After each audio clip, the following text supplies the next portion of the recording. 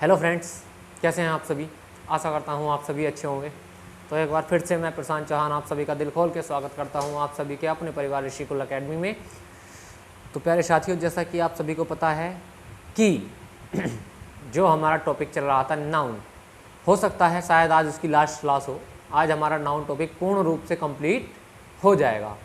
इसके बाद आपको ज़्यादा कहीं नाउन में कोई समस्या नहीं आएगी, ठीक है। तो ज़्यादा समय वेस्ट ना करते हुए बढ़ते हैं अपनी क्लास की तरफ। तो प्यारे साथियों, जहाँ तक मेरे याद है कि लास्ट जो हमारा टॉपिक चल रहा था वो हमारा चल रहा था यूज़ ऑफ अपोस्ट्रोफी एस। क्या टॉपिक चल रहा था? यूज़ ऑफ अपोस्ट्रोफी एस, है नहीं, यूज़ ऑफ अपोस्ट्रोफी एस और ऑफ, ये हमारा यूज़ चल रहा था। तो मैंने क्या बताया था, यदि हमारे पास, इसका छोटा सा रिवीजन करते हैं, यदि हमारे पास कोई लिविंग थिंग है, ठीक है, यदि हमारे पास कोई लिविंग थिंग है, उसके साथ हम अपोस्ट्रोफी एस का प्रयोग कर सकते हैं, उसके साथ हम अपोस्ट्रोफी एस का प्रयोग कर सकते हैं और उसके साथ हम ऑफ का प्रयोग भी कर सकते हैं। बट यदि हमारे पास कोई नॉन लिविंग थिंग है, क्या है? नॉन लिविंग थिंग, ठीक, उसके साथ हम अपोस्ट्रोफी एस का प्रयोग नहीं कर सकते, उसके साथ केवल और केवल हम ऑफ का प्रयोग करेंगे। ठीक है भाई, आई बात समझ में, है ना। तो यदि हमारे पास कोई नॉन लिविंग थिंग है तो उसके साथ अपोस्ट्रोफी एस नहीं आएगा, उसके साथ केवल और केवल क्या आएगा? ऑफ आएगा। लेकिन यदि हमारे पास कोई लिविंग थिंग है उसके साथ अपोस्ट्रोफी एस भी हम लगा सकते हैं और ऑफ भी लगा सकते हैं। इसके मैंने एग्जाम्पल भी आप लोगों को करवाए थे, एग्जाम्पल बताए थे, बिल्कुल बताए होंगे, ठीक है। तो ये वाली बात। अब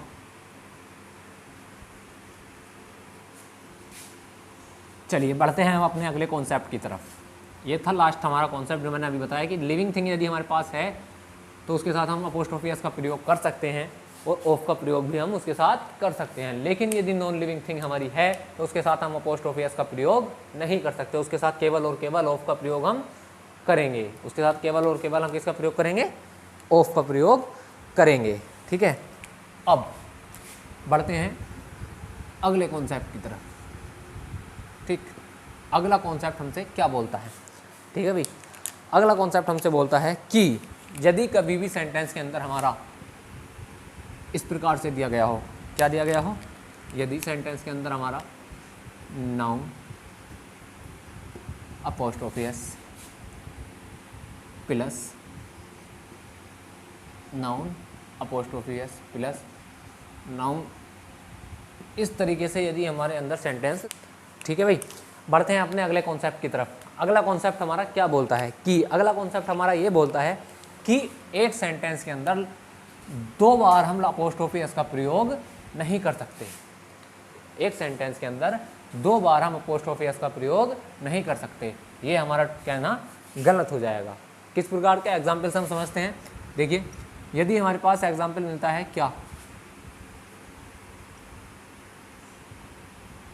राहुल्स फ्रेंड्स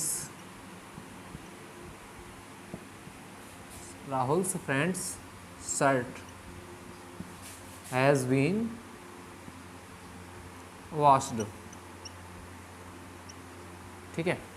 ये हमने सेंटेंस लिखा कि Rahul's friend's shirt has been washed. यदि हमारा इस प्रकार से सेंटेंस लिखा हुआ है कि राहुल के दोस्त की शर्ट जो है वो धो दी गई है, क्या कर दी गई है? धो दी गई है, तो ये हमारा सेंटेंस गलत हो जाएगा, ये हमारा सेंटेंस गलत हो जाएगा। क्यों?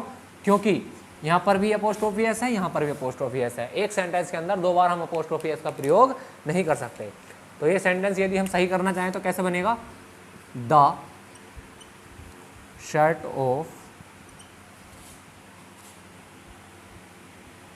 Shirt of Rahul's friend has been washed.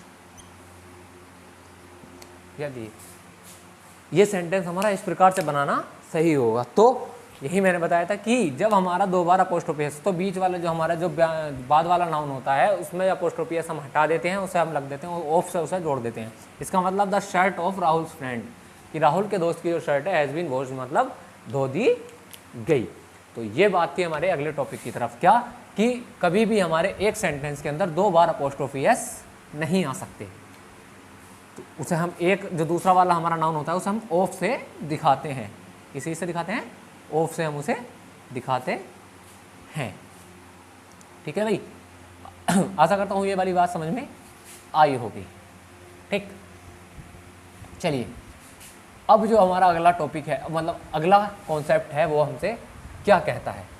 अगला कॉन्सेप्ट हमसे बोलता है कि यदि हमारे पास दिस दैट दीज या दोज, ये हमारे दिए गए होते हैं और उनके बाद कोई नाउन हमारा दे दिया गया होता है। ठीक है, यदि हमारे पास क्या दिए गए होते हैं कि इस तरीके से हमारा कोई नाउन दिया गया होता है तो हम उसके बाद अपोस्ट्रोफी एस नहीं लगा सकते, तो भी हम उसके बाद अपोस्ट्रोफी एस नहीं लगा सकते। मतलब मेरे कहने का मतलब ये है कि जो हमारे ये होते हैं, ये क्या होते हैं, डिटरमाइनर होते हैं। क्या होते हैं? डिटरमिनर होते हैं। इन्हें हम क्या बोलते हैं? इन्हें हम बोलते हैं डिटरमिनर। इन्हें हम क्या बोलते हैं? डिटरमिनर। ठीक है, तो इनके बाद हम कभी भी अपोस्ट्रोफी एस का प्रयोग नहीं कर सकते। ठीक है, जैसे मैं एग्जाम्पल लिखूंगा कि this boys car has washed. ये हमारा सेंटेंस है। क्या मैंने क्या लिखा? This boys car has washed. This boys car has washed. तो ये हमारा गलत हो जाएगा। क्यों? पहली बात, इसके बाद अपोस्ट्रोफी एस लगा हुआ है, वो नहीं आ सकता। क्यों? क्योंकि ये है हमारा डिटरमिनर। ये क्या है? हमारा डिटरमिनर है। डिटरमिनर के बाद यदि कोई नाउन है तो उसके बाद हम अपोस्ट्रोफी एस का प्रयोग नहीं करेंगे। क्यों? क्योंकि डिटरमिनर के बाद हमेशा एडजेक्टिव आता है। डिटरमिनर के बाद हमेशा क्या आता है? एडजेक्टिव आता है। तो इसे हम क्या लिखेंगे? Sorry, the car of this man या this boy, the car of this boy has washed. Has washed. ठीक है भाई, इस सेंटेंस को हम इस तरीके से बना सकते हैं। अब यहाँ पर ये जो काम करेगा ये एडजेक्टिव का काम करेगा, ना कि ये नाउन का काम करेगा। ठीक, आई बात समझ में? हाँ बिल्कुल बात समझ में आई। और यदि इसके बारे में डीपली जानना है तो हम एडजेक्टिव टॉपिक में हम कंप्लीट करेंगे, कवर करेंगे कि ये क्या है। ठीक है, यदि इसके बारे में डीपली हम जानते हैं तो the car of this boy, कि इस लड़के की कार धो दी गई है। ठीक है, तो अगला कॉन्सेप्ट हमारा ये बोलता है कि कभी भी हमारा दिस दैट दीज दोज दिया गया हो, उसके बाद नाउन में अपोस्ट्रोफी एस लगाया गया हो, तो वो संभव नहीं है। उसके बाद डायरेक्ट हम नाउन लिखते हैं। वो किसका काम करता है? एडजेक्टिव का काम करता है। क्यों? क्योंकि ये डिटरमिनर होते हैं। ठीक है भाई, क्योंकि ये क्या होते हैं हमारे? ये होते हैं डिटरमिनर। ठीक, तो ये था हमारा अगला कॉन्सेप्ट। ठीक, अब हम बढ़ते हैं अपने अगले कॉन्सेप्ट की तरफ। किसकी तरफ? अगले कॉन्सेप्ट की तरफ।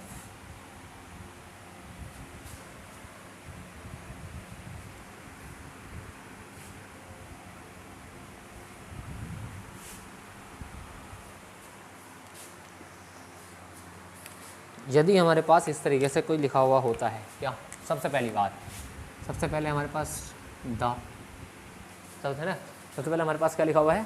द। उसके बाद कोई हमारा नाउन आता है। क्या आता है? उसके बाद हमारा कोई नाउन आता है और उसके बाद हम लिख देते हैं ऑफ। उसके बाद क्या लिख देते हैं? ऑफ। तो ये वाला जो ऑफ है ये हमारा क्या दिखाता है? पोजेशन दिखाता है। क्या दिखाता है? पोजेशन। और उसके बाद हमारे सेंटेंस की जो अदर इन्फॉर्मेशन हमें आगे वो दी गई होती है। ठीक है, दूसरी बात, यदि इस तरीके से हमारा होता है, यदि इस तरीके से हमारा होता है तो ए हमारा दिया गया होगा, एन हमारा दिया गया होगा। क्या दिया गया होगा? ए या एन प्लस। ठीक है, ए या एन या प्लस उसके बाद ऑफ, क्या दिया गया है, ऑफ, और उसके बाद नाउन दिया गया हो तो उसके बाद हम अपोस्ट्रोफी एस लगा भी सकते हैं। अब ये किस कंडीशन में आता है, या ए एन ऑफ के स्थान पर क्या हो सकता है, वन प्लस ऑफ और प्लस नाउन में अपोस्ट्रोफी एस। ठीक है, अब ये किस लिए लगाया जाता है, अब इस तरीके का हम प्रयोग कब करते हैं, जब हमारा ये वाला जो अपोस्ट्रोफी एस है ये किस चीज़ का काम करे, जब हमें सेंटेंस के अंदर कुछ सिलेक्ट करना पड़े। ये हमारा किसका काम करेगा, सिलेक्शन का। किसका काम करेगा, सिलेक्शन के लिए हम इसका प्रयोग करते हैं। किसी चीज़ में से कुछ हम सिलेक्ट करने के लिए इसका कुछ प्रयोग करते हैं। ठीक है, में से। तो अब यहाँ पर ये ऑफ का मतलब का की नहीं है, इसका मतलब क्या हो जाएगा हमारा, ये सिलेक्शन से हो जाएगा। क्या मतलब हो जाएगा, ये सिलेक्शन से। अब इसका मतलब का या की नहीं है, यहाँ पर तो इसका मतलब है का, की, के। ठीक है, यहाँ पर इसका मतलब क्या है, का, की, के, इस वाले ऑफ का। लेकिन यहाँ पर इसका मतलब का, की, के से नहीं है, यहाँ पर इसका मतलब है सिलेक्शन। इसका मतलब का से है, इसका मतलब है सिलेक्शन, मतलब कोई चीज़ छांटना। अब इसी चीज़ के बारे में हम बात करते हैं। देखिए, एग्जाम्पल से हम सीखेंगे। किससे सीखेंगे, एग्जाम्पल से।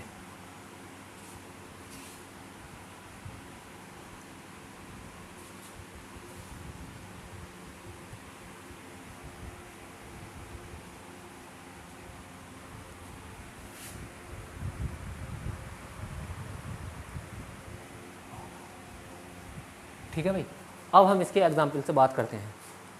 देखिए, एक एग्जाम्पल हमने लिखा, पहला एग्जाम्पल, द लैपटॉप ऑफ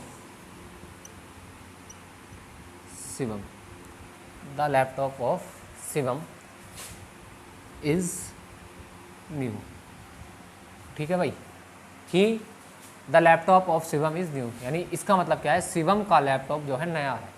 इसका मतलब यहाँ पर क्या है, का, शिवम का लैपटॉप नया है। ठीक है, बिल्कुल सही बात है। सेंटेंस में कोई कमी, बिल्कुल कोई कमी नहीं है, बिल्कुल सही है। द, नाउन और ऑफ, बात बिल्कुल सही।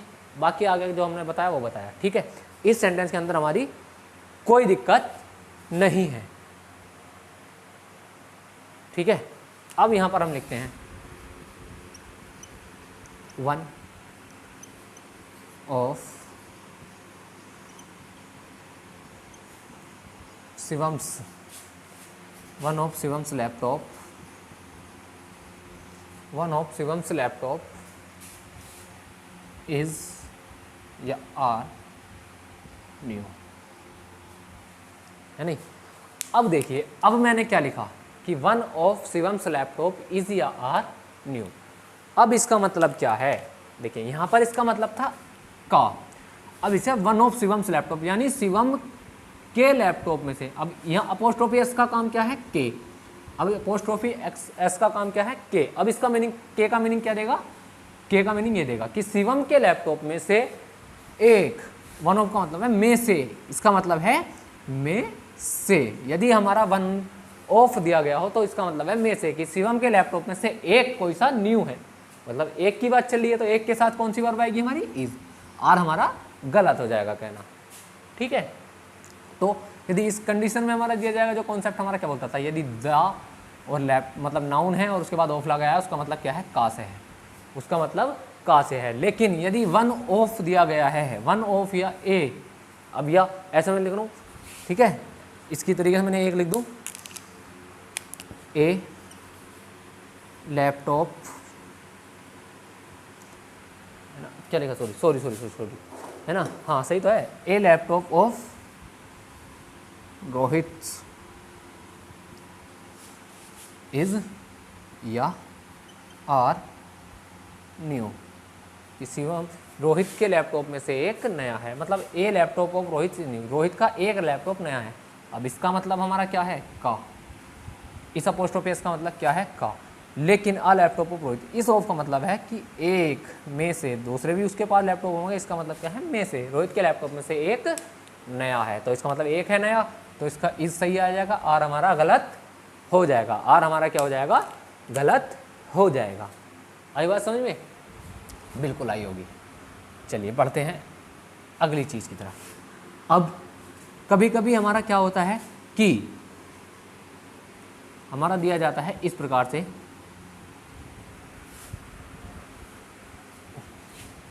एक एग्जाम्पल, ठीक है भाई।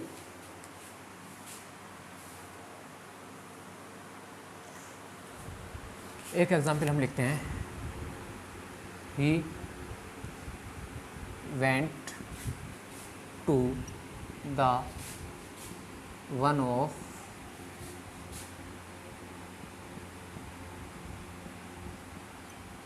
मिनिस्टर्स हाउस, कि he went to the one of ministers house. कि अब आप लोग ये बताइए, क्या ये हमारा सेंटेंस सही है?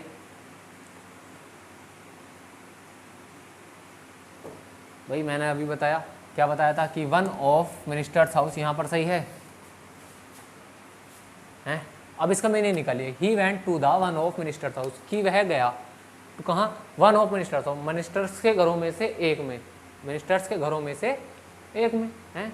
अब आप बोलोगे कि सर ये सेंटेंस हमारा बिल्कुल सही है, या बोलोगे कि ये सेंटेंस हमारा बिल्कुल सही है, लेकिन लेकिन लेकिन लेकिन ये सेंटेंस हमारा गलत है। क्या गलत है? गलत है। क्यों? क्योंकि यहाँ पर ये जो ऑफ है, इसका मतलब क्या है? का से दिखाया गया है। इसका मतलब का से दिखाया गया है। मतलब का से क्यों दिखाया गया है? देखो, one of ministers house, ministers के घरों में से एक, इसका मतलब का से दिखाया। तो यदि सेंड करें तो ये सही किस, तो went to the house of, he went to the house of the one of ministers,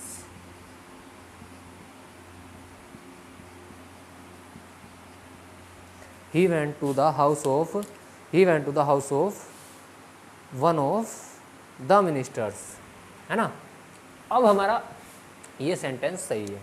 क्यों? देखिए इसके बाद एक सेंटेंस और लिख दूँ मैं कि क्या, he went to the house of minister. मैंने क्या लिखा? He went to the house of minister, कि वह मिनिस्टर के घर गया। हाँ, ये सेंटेंस हमारा बिल्कुल सही है, बिल्कुल सही है, कोई दिक्कत नहीं है। तो मैं बोलूँ कि वह मिनिस्टर्स के घरों में से एक में गया, मिनिस्टर्स के किसी मिनिस्टर्स में से किसी एक के घर गया। मेरे कहने का मतलब ये है कि वह मिनिस्टर्स में से किसी एक के घर गया, मंत्रियों में से किसी एक के घर गया। मतलब तो हम जो है छांटेंगे किस में से? मिनिस्टर्स में से छांटेंगे। किस में से छांटेंगे? मिनिस्टर्स में से छांटेंगे। तो वन ऑफ मिनिस्टर्स हमने लिख दिया, सही है बिल्कुल, लेकिन हमने यहाँ क्या लिखा था? One of ministers house. इसका मतलब है कि हम घरों में से छांट रहे हैं। इसका मतलब क्या है कि हम घरों में से छांट रहे हैं, लेकिन हमें घरों में से थोड़ी छांटना है, हमें मिनिस्टर्स के घरों में से छांटना है। मतलब he went to the house, वह घर गया। कहाँ? किसके में से? मिनिस्टर्स के घर में से एक में गया ना। वो किसके घर में से गया? मिनिस्टर्स के घर में से एक में गया। इस मिनिस्टर्स हाउस, यहाँ पर इस प्रकार से यदि ऑफ लगाएंगे तो हमारा ये गलत हो जाएगा, लेकिन यहाँ पर इस प्रकार से हमें छांटने का मतलब क्या है? में से, यानी मिनिस्टर्स के घरों में से किसी एक के घर में हो गया, है ना। तो मेरे कहने का मतलब यही था कि ये सेंटेंस हमारा सही है। क्यों? क्योंकि हम मिनिस्टर सीधे सीधे बोल दिया he went to the house of minister, कि वह एक मंत्री के घर गया। ठीक है, he went to the house of, वह घर गया वन ऑफ मिनिस्टर्स, मिनिस्टर्स में से एक मिनिस्टर के। इसका मतलब क्या है? इन मिनिस्टर्स में से एक मिनिस्टर के घर गया वो। लेकिन यहाँ इसका मतलब क्या है कि मिनिस्टर्स के घरों में से घरों में गया। इसमें घरों में से हम छांट रहे हैं, लेकिन हमें घरों में से नहीं छांटना, हमें मिनिस्टर में से छांटना है। किस में से छांटना है? मिनिस्टर्स में से छांटना है। तो इसका मतलब ये वाला कॉन्सेप्ट हमारा इस तरीके से यदि हमारा सेंटेंस मिलता है तो हमारा गलत हो जाएगा। जबकि सेंटेंस सही कैसे होगा? इस तरीके से हमारा सेंटेंस सही होगा। ये वाला सेंटेंस हमने कैसे बनाया था? नीचे जो हमने सेंटेंस लिखा। ठीक है भाई, चलिए अब बढ़ते हैं। ये कॉन्सेप्ट हमारा यहीं पर समाप्त हो जाता है। ठीक है, जो हमने अभी आपको दिखाया। अब हम बढ़ते हैं अपने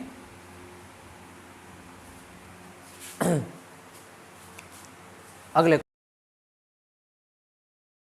चलिए भी बढ़ते हैं हम अपने अगले कॉन्सेप्ट की तरफ, और ये हमारा नाउन का आखिरी कॉन्सेप्ट और आखिरी यूज़ बचा हुआ है। ठीक है, तो क्या है नाउन जेंडर। नाउन जेंडर किसे बोलते हैं? Noun gender denotes the gender of a noun, जिससे हमारे एक नाउन के जेंडर का पता चलता है, यानी जेंडर के मतलब एक नाउन के लिंग का पता हमें चलता है कि वो कैसा है, वो हमारा क्या कहलाता है? नाउन जेंडर कहलाता है। अच्छा, वो हमारे होते कितने प्रकार के हैं? तो सबसे पहले हमारे पास आता है मैस्कुलाइन जेंडर। ये हमारे मैस्कुलाइन जेंडर क्या होता है? Masculine gender. नंबर दो हमारा आता है फेमिनाइन जेंडर। क्या होता है? Feminine gender. Number 3 common gender. Common gender. और नंबर 4 हमारा बचता है न्यूटर। नंबर 4 हमारा क्या बचता है? न्यूटर। अच्छा, ये होते क्या क्या हैं जानिए, इनके बारे में जानते हैं। अब छोटी सी बात कर लेते हैं।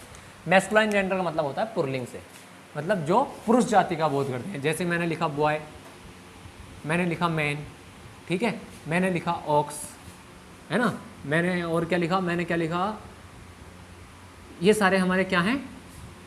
पुल्लिंग जाति से हमारा बोध करते हैं, यानी पुरुष जाति से हमारा बोध करते हैं। और भी बहुत सारे हो सकते हैं, तो इन्हें हम क्या बोलते हैं? पुल्लिंग बोलते हैं, यानी मैस्कुलाइन जेंडर बोलते हैं, जिनसे हमारा स्त्री जाति का बोध होता है। जैसे हमने लिखा गर्ल, मैंने लिखा वुमेन, मैंने लिखा काओ, तो ये हमारी सारी क्या हैं? ये हमारी सारी हैं स्त्री जाति से बोध होता है। इसका मतलब ये भी जो है हमारे फेमिनाइन जेंडर हैं। अब ऐसे जेंडर जो दोनों ही हो सकते हैं, कॉमन जेंडर बोलते हैं ऐसे जेंडर जो दोनों हो सकते हैं। इसमें हमारा क्या आ सकता है? जैसे मैंने सीधा सीधा क्या लिखा? स्टूडेंट। मैंने क्या लिखा? स्टूडेंट। इसका मतलब है छात्र। अब वो लड़का भी हो सकता है, लड़की भी हो सकती है, दोनों हमारे इसके अंदर आ सकते हैं, तो ये हमारे कॉमन जेंडर हैं। मैंने लिखा पेरेंट, है ना, इसका मतलब है माता पिता। अब वो माता पिता में मतलब माता को भी हम डिनोट कर सकते हैं, पिता को भी हो सकता है, अब वो कोई भी हमारे हो सकते हैं, तो ये हो सकता है। ठीक, तो इस प्रकार के जो जेंडर होते हैं वो हमारे क्या कहलाते हैं? कॉमन जेंडर कहलाते हैं। अब बचता है हमारा न्यूटर।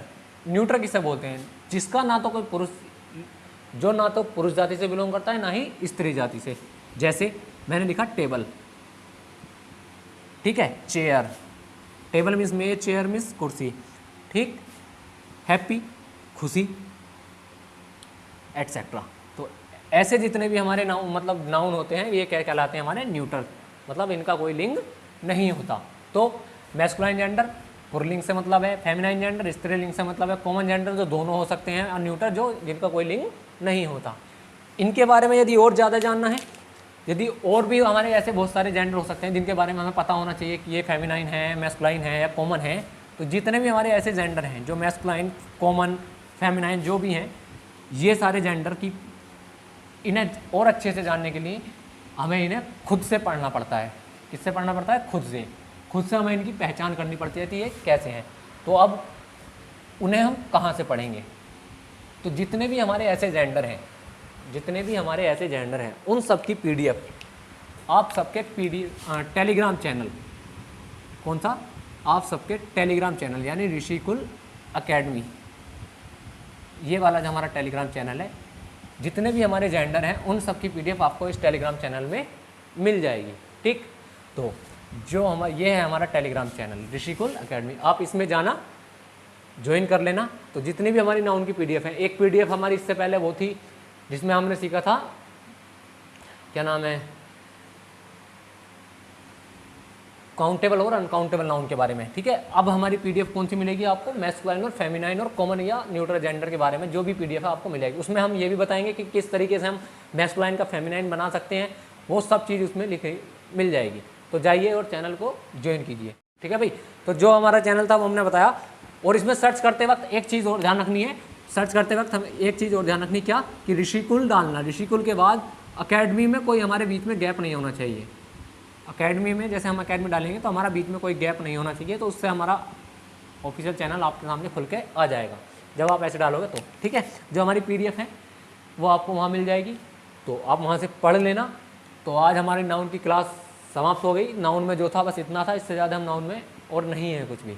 तो अब हम अगली क्लास में मिलेंगे किसी और नए टॉपिक के साथ। तो तब तक हंसते रहिए, मुस्कुराते रहिए और देखते रहिए आपका अपना परिवार ऋषिकुल एकेडमी। तो जय हिंद, जय भारत।